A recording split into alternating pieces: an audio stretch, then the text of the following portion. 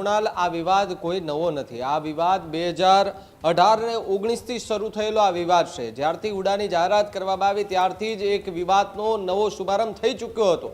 હિંમતનગર અને આસપાસના જે લોકો છે તે લોકો ત્યારના જે વિરોધના મૂળમાં પણ હતા।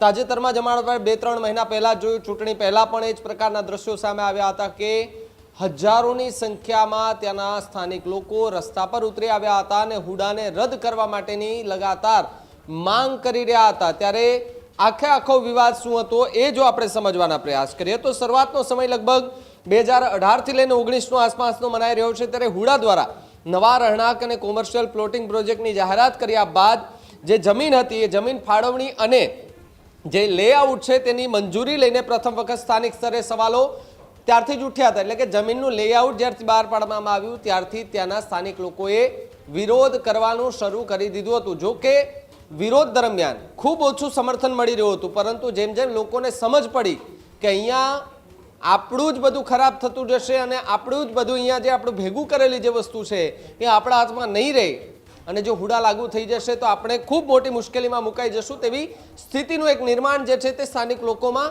થયું હતું। પરંતુ સ્થાનિક લોકોએ સાથે મળી અને આસપાસના વિસ્તારોમાંથી સૌ લોકો ભેગા થયા।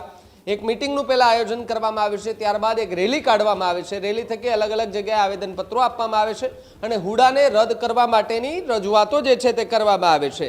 ત્યારે હુડા એ વિવાદથી કોઈ એક ચોક્કસ તારીખ નથી, પરંતુ 2018-19 પછી ધીમે ધીમે શરૂ થયો। 2020 પછી વધુ ગંભીર આખો મુદ્દો બન્યો હતો। સમયાંતરે ફરી એકવાર આની ઉપર ચર્ચા થતી જોવા મળતી હતી।